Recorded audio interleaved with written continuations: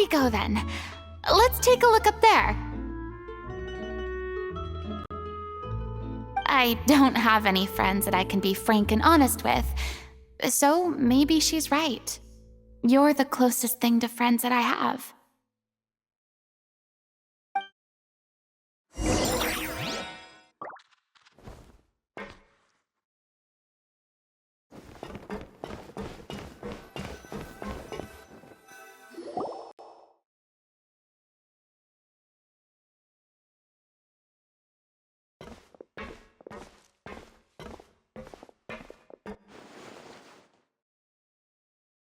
I'm so grateful that Miss Nafia was so understanding.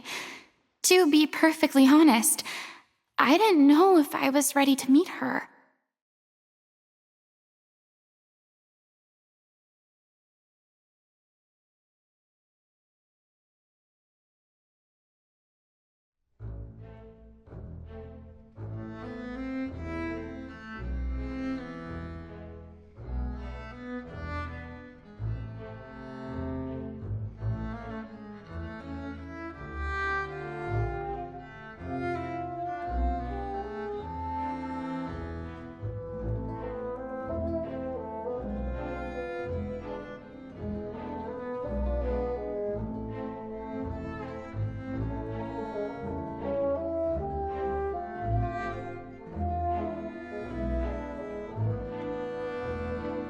It's always easiest to just run away from your problems. But that never fixes anything. You can't get around the obstacles without facing them.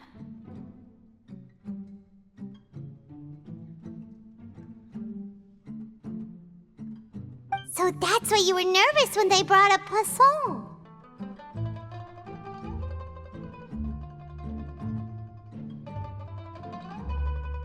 Yeah. I'd be lying if I said I wasn't scared of coming back here. Still, I felt it was something I had to do. As I was saying before, I want to see for myself the things that I never could in the past.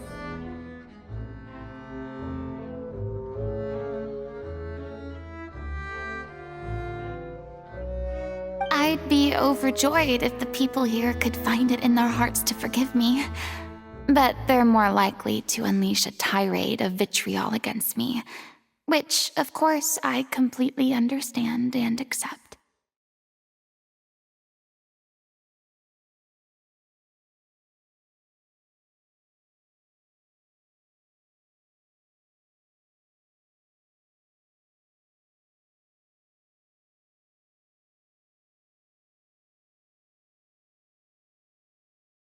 Yeah, I can tell people are watching me.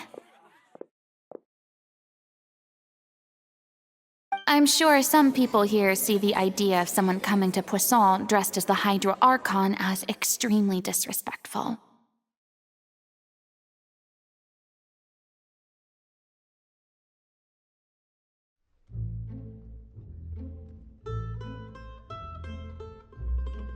I used to be terrified of the gaze of other people, especially when they had suspicion or resentment in their eyes.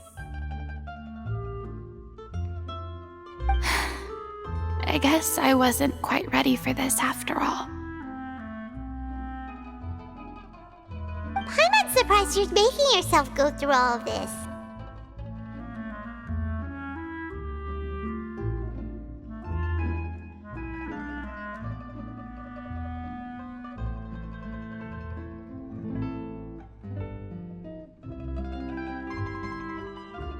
I can't let myself see only the things I want to see.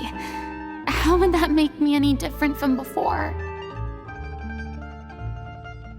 Look! There seems to be a crowd gathering over there.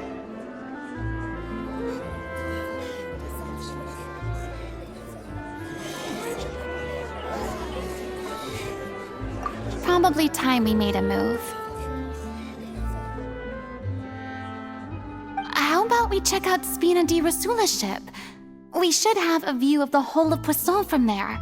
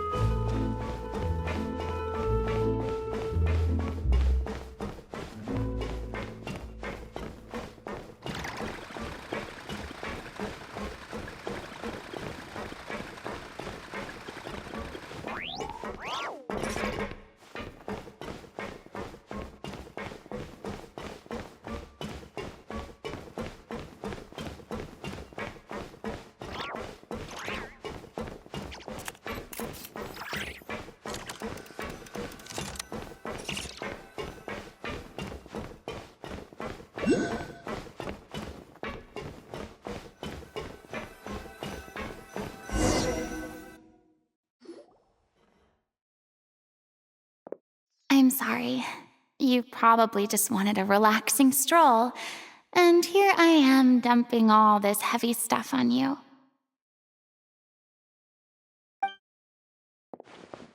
We don't mind. It's actually refreshing to see a different side of you. Great. Well, I appreciate your company, so please don't disappear just yet.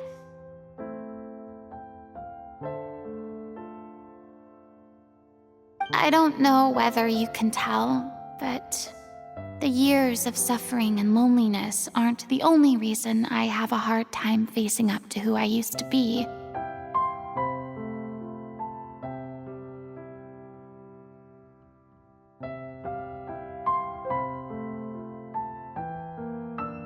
As I stand here by the ship, I can't get the images of the rising water out of my mind.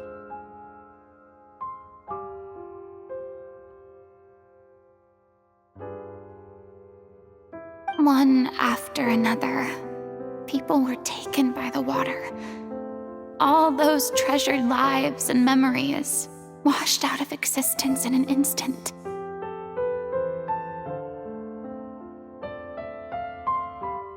They thought their god would protect them. They had absolute faith that when disaster struck, a divine power would save them from harm.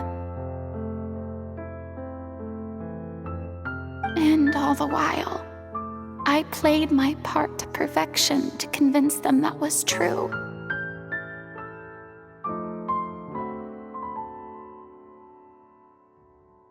But then the floodwaters finally came, and the Hydro Archon did nothing.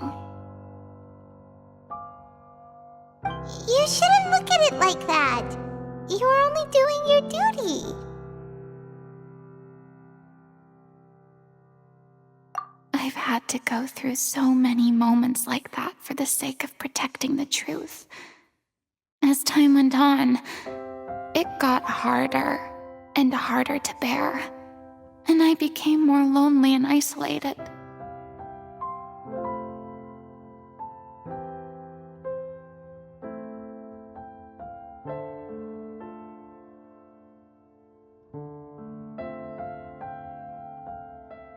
Eventually, I realized I had nothing left except the truth. I became terrified of completely failing in my task, and was haunted by the thought of being left all alone, weeping on my throne.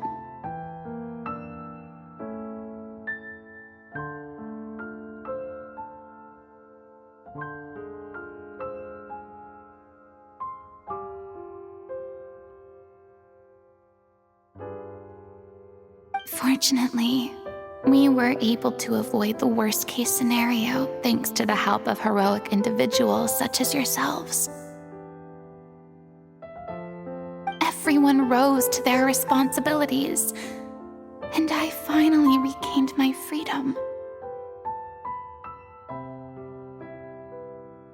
But on some level, freedom also means no longer being needed. I have no further use to people.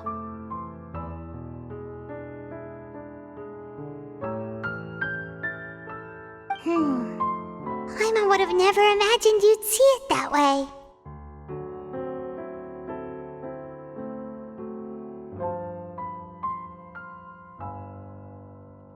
A reward?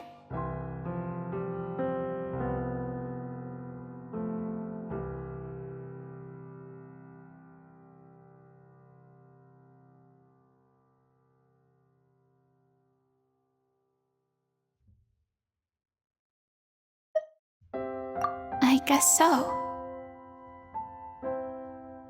Back then, I didn't even dare to dream about having someone to confide in. I was scared of someone recognizing me for who I truly was, and exposing the secret I swore to protect.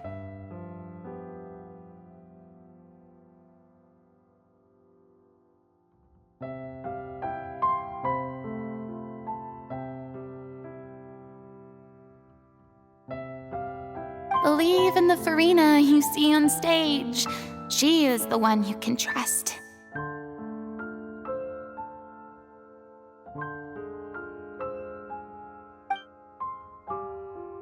I had to keep all my feelings, all my curiosity about life to myself. No one could be allowed to know.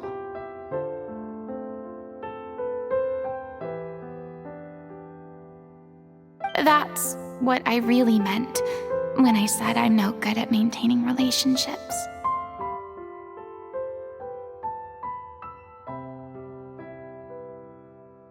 So that's where you were coming from. Paimon totally thought you were just a bit of a diva at heart.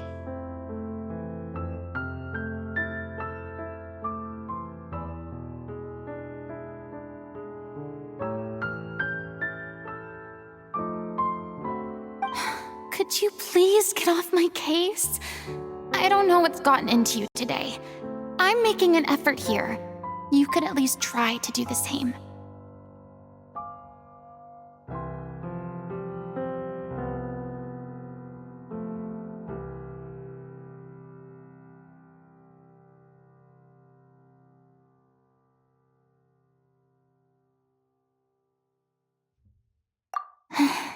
I do. I once had nothing but the truth, and now I'm finally free to live my own life again.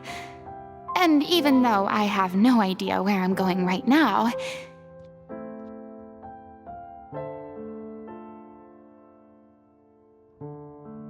at least the choice is in my hands. All right, it's about time to head back. Paulo should have finished the ending by now.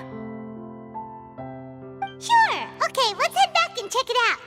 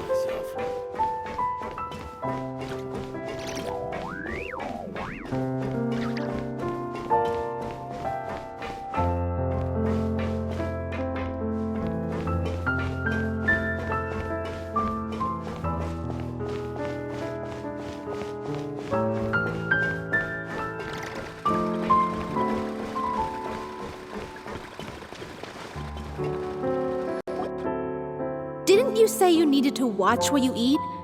You're supposed to be cutting down on fried foods, not wolfing down copious quantities of fish and chips, you know?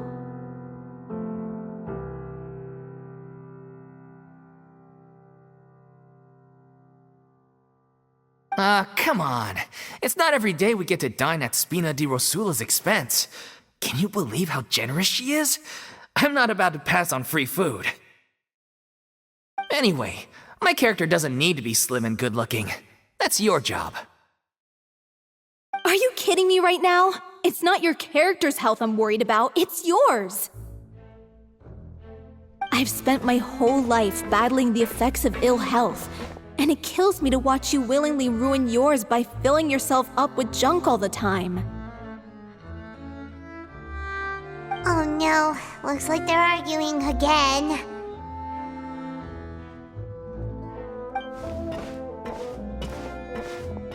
We're back! Could you maybe put your differences aside for a moment?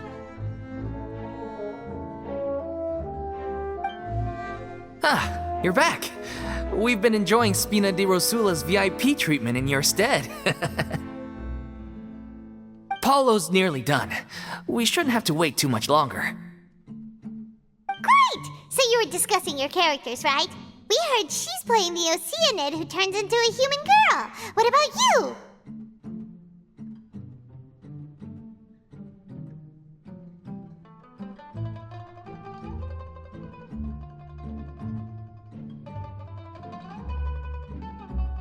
Me?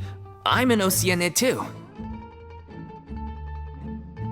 He was originally supposed to take the form of a crane, but he outgrew that role.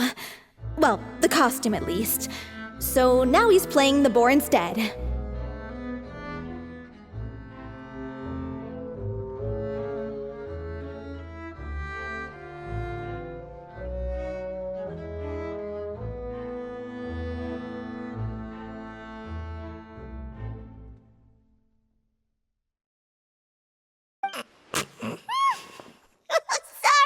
Sorry.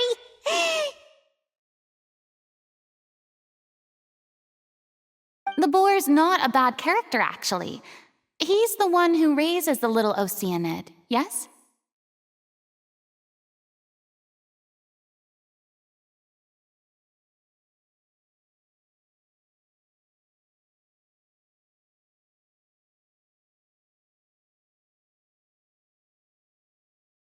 That's right. He has some pretty memorable lines, too. Like when he imparts some solemn words of wisdom to the little Oceanid. If you become human, you can reveal your secret to no one. You will face suffering and loneliness.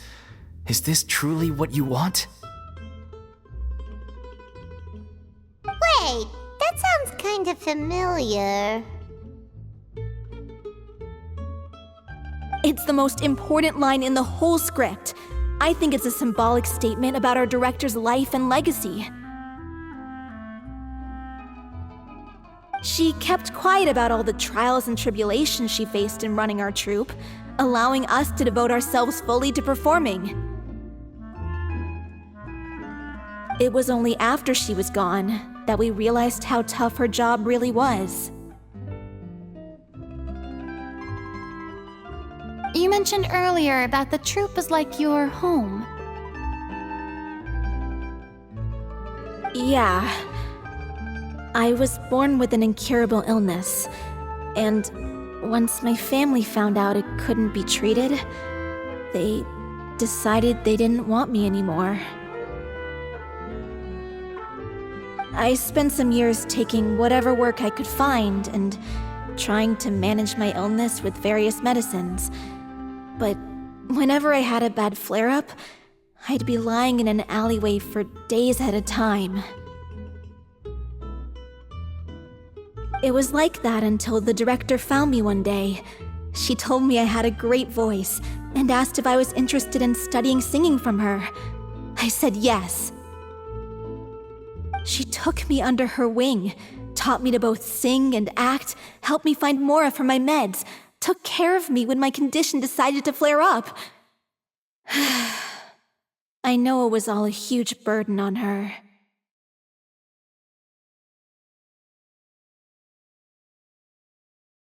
She sounds like a really incredible person.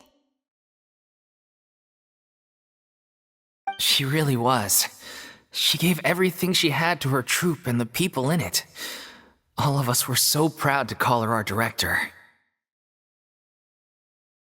I was a lost child too when she found me. As the child of a murderer, my parents weren't around when I was little, so I got sent to an orphanage.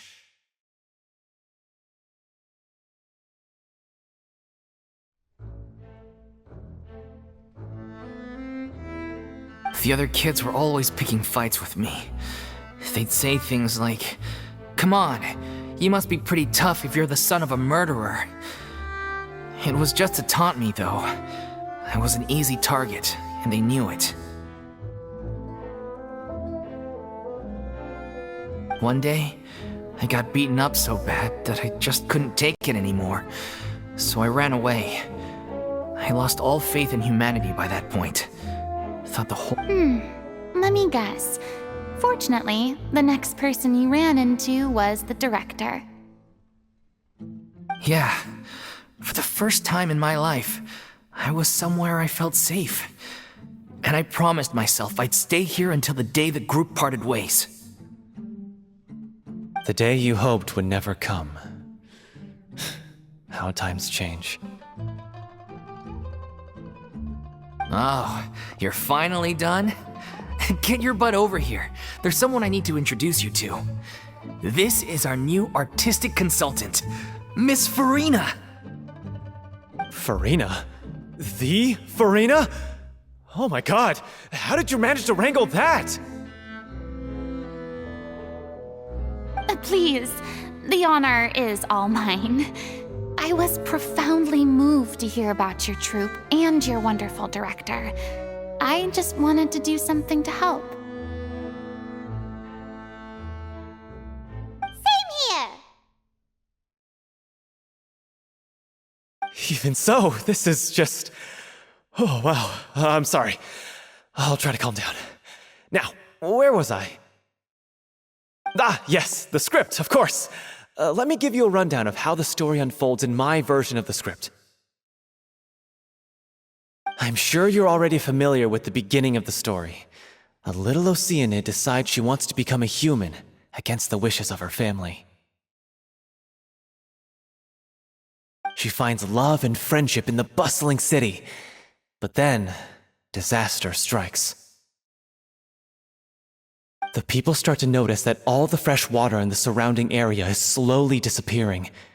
The soil is becoming arid, plants and flowers are withering, and the people begin to panic. The little Oceanid, Cleo, and her lover decide to do something about it and investigate the truth of the matter together.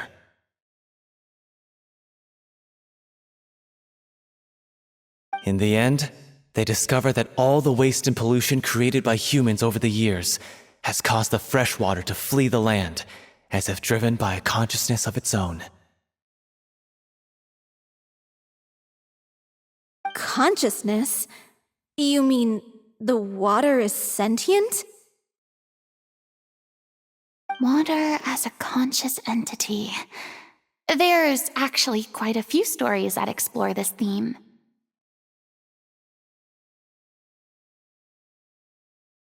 Since the little Oceanid is a water spirit, she immediately understands how the water is feeling. She then tells her lover about her true identity, as well as the truth behind the crisis. Her lover accepts her for who she is, and works with her to find a way to bring the water back. However, unbeknownst to them, there were some people eavesdropping when she revealed her secret. The little Oceanid is accused of being directly responsible for driving the water away, and faces the greatest dilemma of her life. And then? In the end, she makes the brave decision to sacrifice herself to save her lover and the rest of humanity. Huh? But didn't they all treat Cleo like a villain? Why would she want to save them after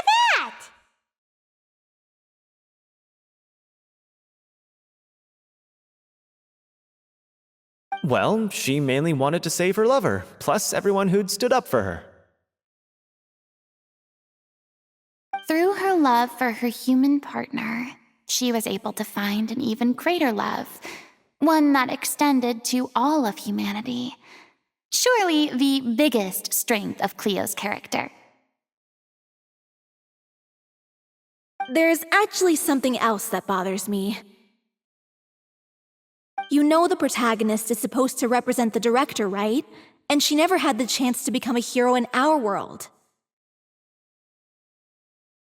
If we're serious about dedicating this show to her memory, we should make the ending as true to life as possible.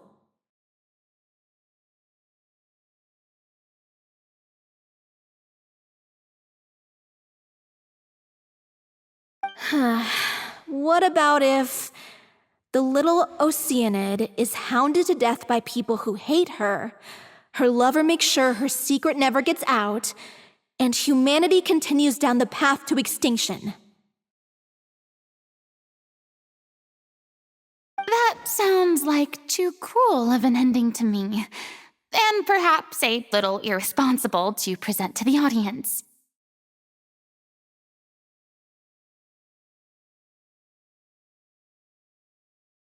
That ending would be a perfect mirror to Director Aureli's death, both arbitrary and meaningless.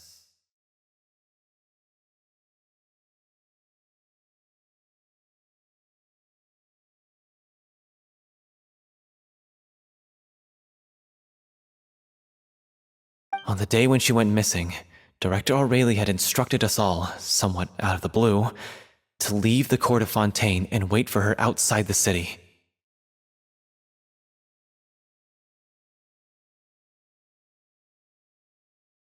We waited and waited at the rendezvous point, but she never came. By the time we returned to the city, she disappeared without a trace. We looked for her.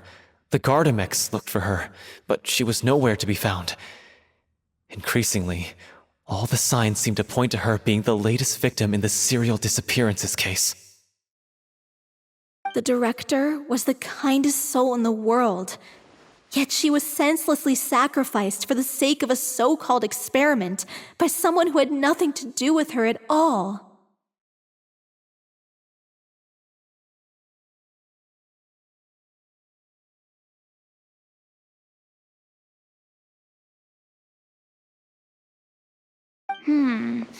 But doesn't the way she suddenly told you to leave the city suggest that maybe she had some sense of what was about to happen?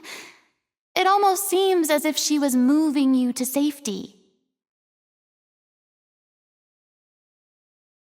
I've been trying to follow up on that ever since, but all my efforts so far have turned up nothing. Villemont might know something, but he won't open up to me. Villemont? The one who's playing the role of the villain? Yeah, he's been overwhelmed by grief. I think the director's death hit him hardest of all. Grief? Guilt, more like. Also, I have a hard time imagining that anyone took it harder than me.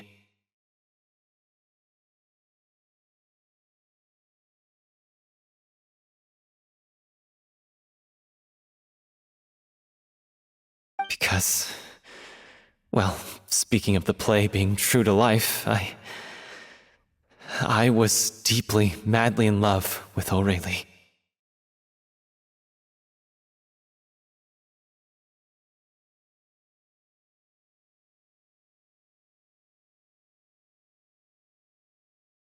What? You kept that one quiet. It's time to be upfront with you all. No more keeping secrets from each other.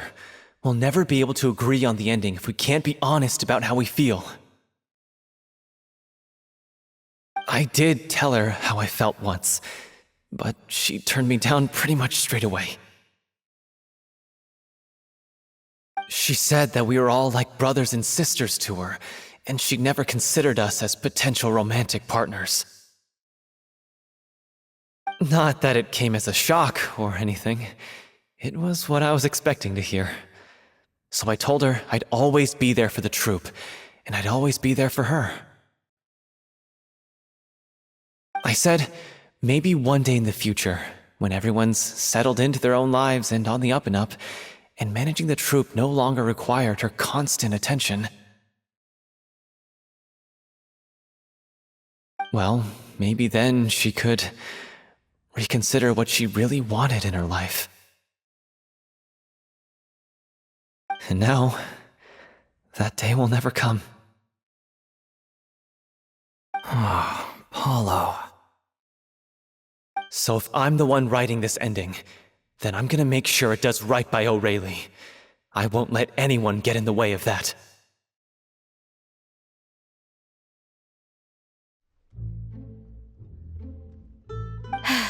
In that case, you have to straighten things out with Villemont once and for all, face to face. We've all had our differences of opinion over the ending, but those two have never seen eye to eye on anything. One of them has to compromise if we're ever going to reach a final decision.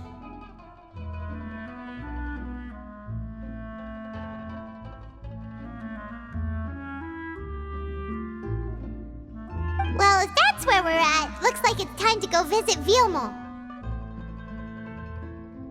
Are you ready to face the truth?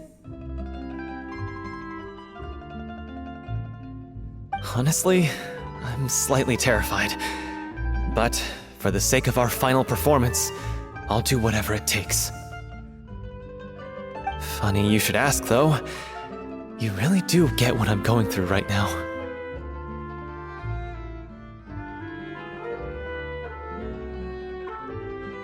I certainly do. Come on, everyone. Allons-y!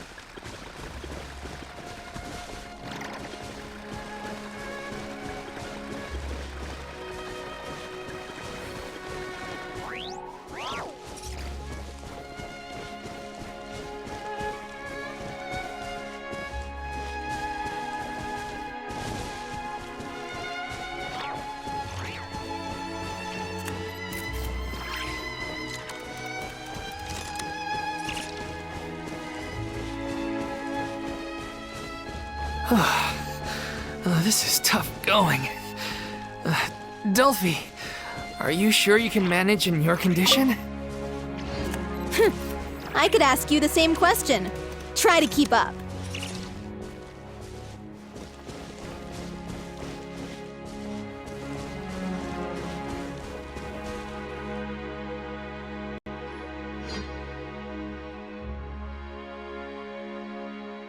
Ugh, as if this journey wasn't tough enough already without a roadblock. Don't worry, we should all be fine with the traveler here. We don't need to take a detour. Wait, why are you all looking at me? You're not seriously expecting me to fight, are you? We're just curious, that's all. I don't think anyone's ever seen Farina in a fight before. Yeah, but don't you remember why? The Hydro Archon willingly gave up all her power so it could be converted into indemnitium. Miss Farina said so herself.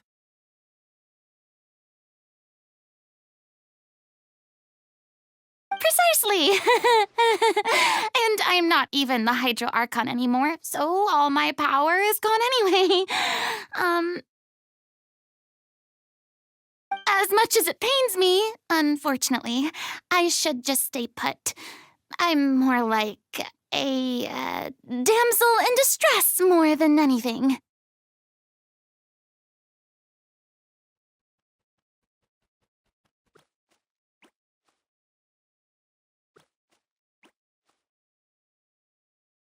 That sounded so smug. Ugh, secondhand embarrassment is unbearable.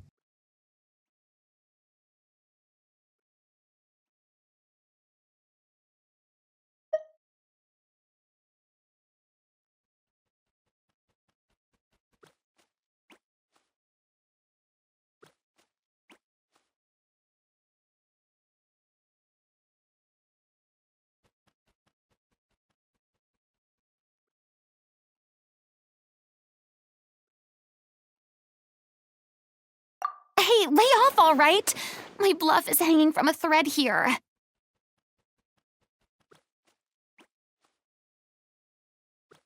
I'm sorry. I got carried away. Please help us out, would you? Aw, too bad. I was so pumped to feast my eyes on fight mode Farina. Sorry to leave all the heavy lifting to you. Don't worry, piece of cake.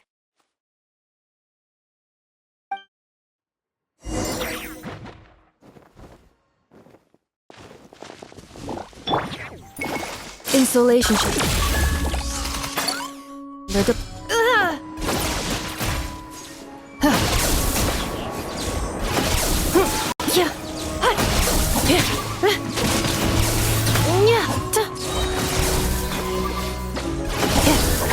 Defensive mode engaged.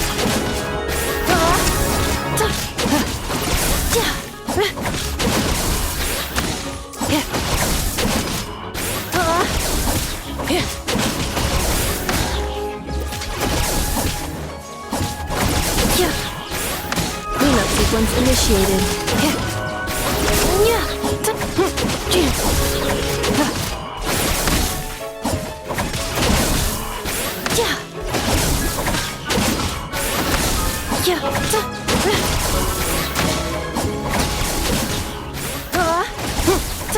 Insulation chamber deployed.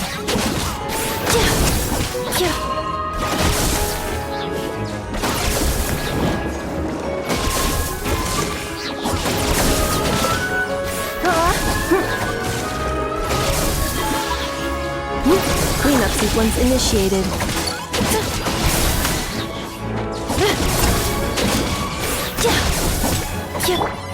You want this?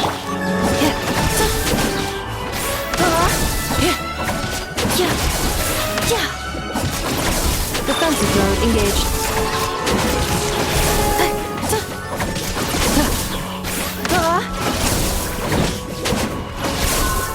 You're blocked! chamber deployed.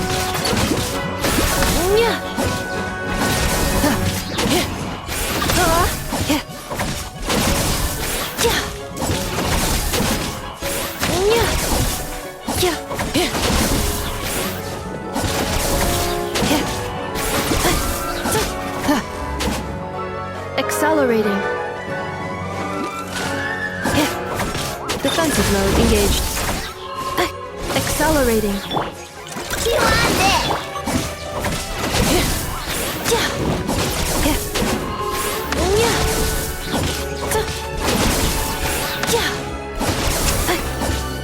Installation chamber deployed. Go claw!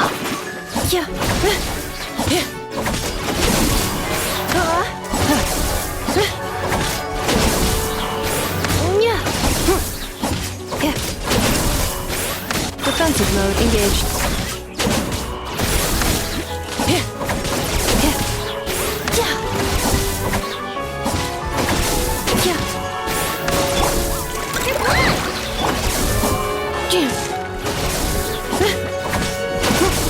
Installation chamber deployed.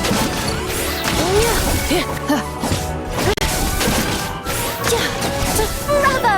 Good show! You certainly live up to your reputation. Yeah, thank you. Anyway, the path is cleared now, so onwards and upwards.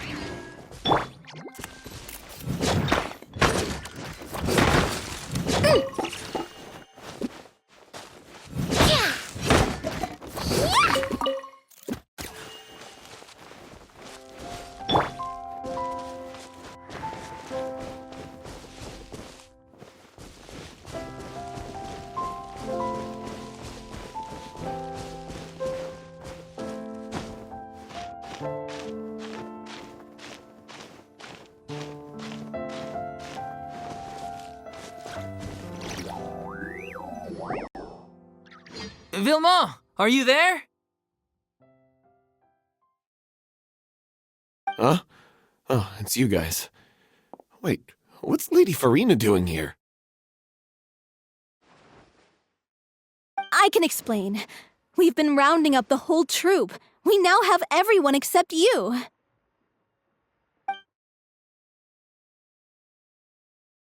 So, you think knowing the truth about the director's disappearance will help you write an ending to the script that pleases everyone?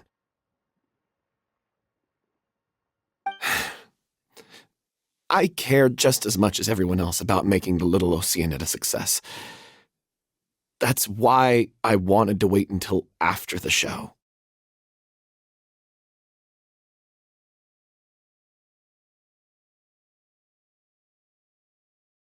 If I open this can of worms now, I just don't want to make things difficult between us.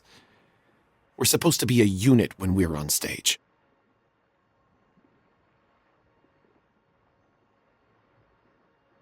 Vilma, avoiding the truth will not help anyone.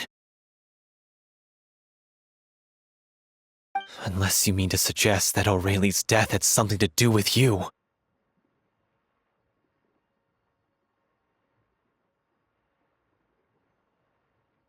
I don't want to talk about it. Listen, Vilma. I used to think that my love for Aurelie was a point of shame. I never brought it up to anyone. But now, I've made up my mind to put it all on the table. I'm prepared to face everything, to sacrifice everything for the sake of the show. The Little Oceanid cannot be complete unless we do justice to Aurelie on an emotional level. This is why people think of you as not being the smart one. As you all know already, the troupe was kept afloat not from ticket sales, but donations from the audience. Of course, that was nowhere near enough.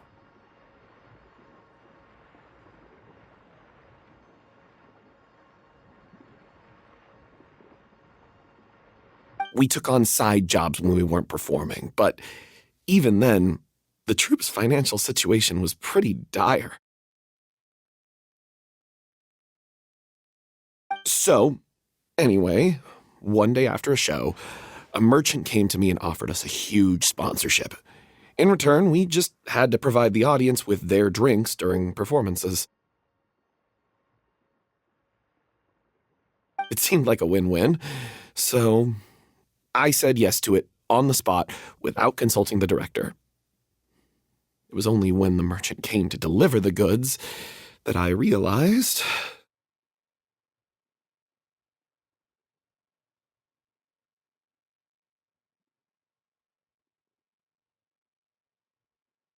The drink in question was synth.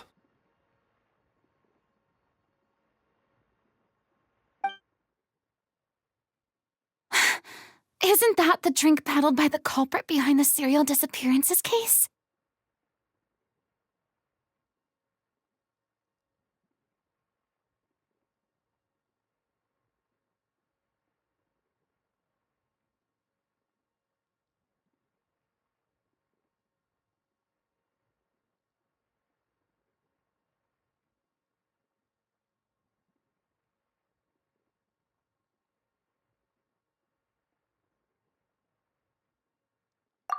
I freaked out when I saw the boxes. And I told the director everything right away. She was completely shocked as well.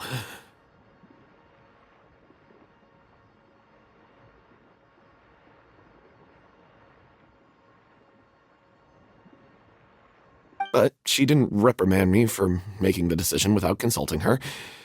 Instead, she contacted the merchant and stated that the troupe could not agree to this collaboration.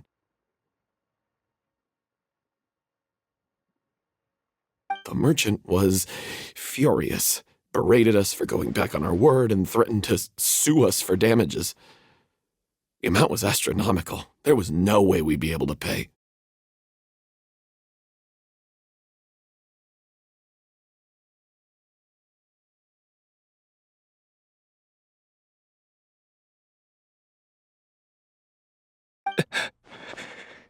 And then...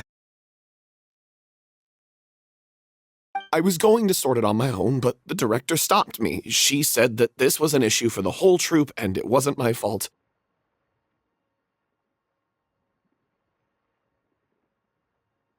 But things only got worse from there. The synth merchant just wouldn't let up, and then suddenly the director told us all to leave the city one day.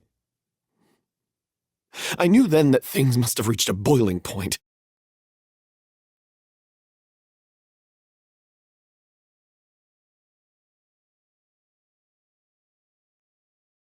I admit this whole thing was my mistake. I didn't dare to tell any of you the truth back then, and after the director disappeared, I was even more afraid to say anything.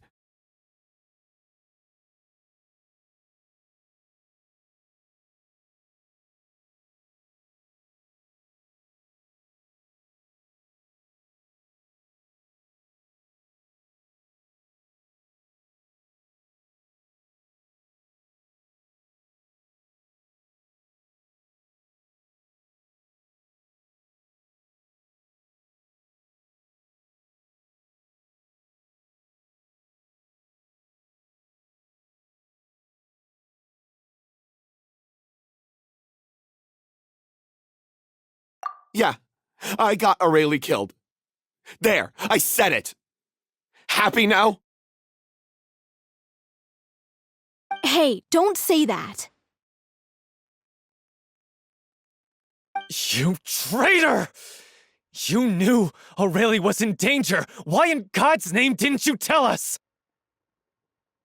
What do you mean, you were afraid? This was a life and death situation. We could have saved her! How could you be so stupid? Please, try not to get too worked up. Yeah, listen to him! You need to stay calm! Stay calm? How can I stay calm? This guy got Aurelie murdered! She was the love of my life! And he has the gall to try and high-road us, claiming that he kept his mouth shut for the sake of the show! How about taking some responsibility for what he's done? All I can say is I'm sorry. Truly. I wanted to apologize to everyone in the troupe, but that won't bring back the director. What good is my apology now? I'm just a coward who made an awful, terrible mistake that I can never take back. Beat me up if you want. Kill me if you prefer. It's what I deserve. End my life so I can meet the director and apologize to her in person. Get out of my sight! Go! Get lost! I don't ever want to see your face again! That's enough! You've screamed and shouted at each other for long enough. Now pipe down, both of you! Can you stop conflating the show on stage with your real-life relationships in the troupe?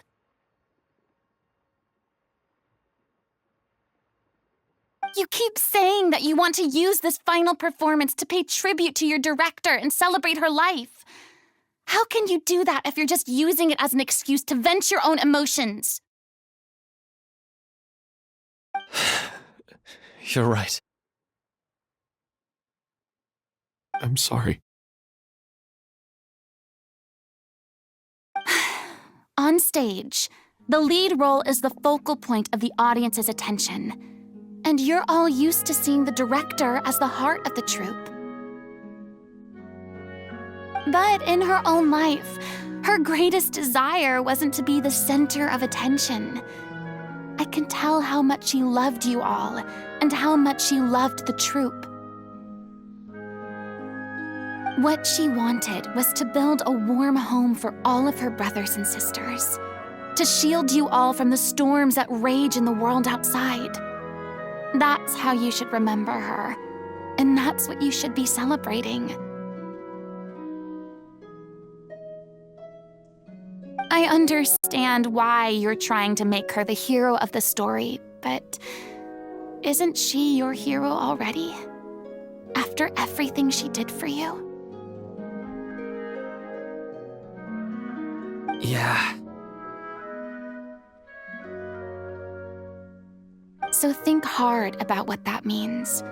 And then think again about what you hope to achieve by arguing with each other.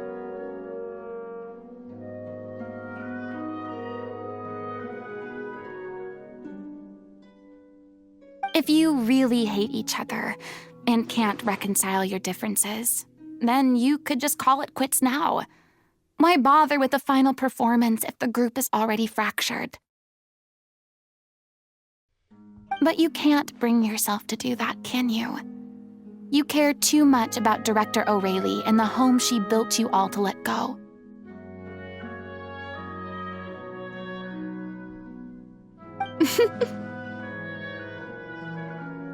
What are you laughing at? I don't see what's so funny. Sorry, I didn't mean it that way.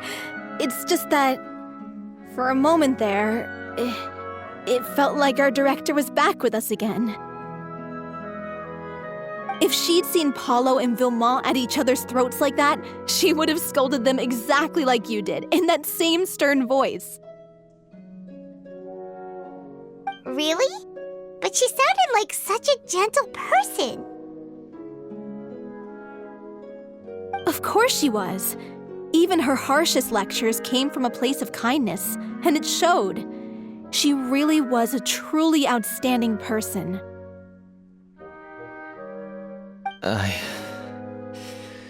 What you said, it really puts everything into perspective. I'm truly sorry. I really meant for this to be a genuine apology, but I ended up making it all about me and my self-pity. It's all right. Let's save all this for after the performance. So, the ending. What are we gonna do about it? Clearly, everyone needs to take a step back for now and reflect on what really matters. When emotions are running high, things get lost in the fray.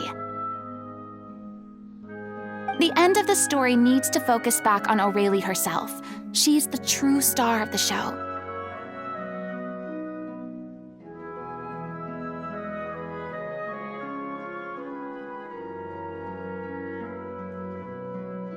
What do you mean? The Traveler is right. You once investigated that underwater synth base and recovered items belonging to the victims.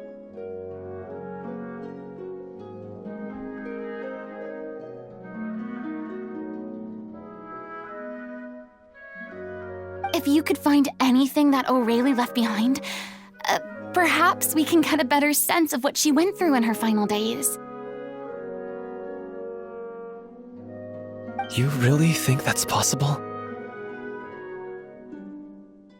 I trust that nobody would object to the ending of the story being based on Aurelie's true feelings.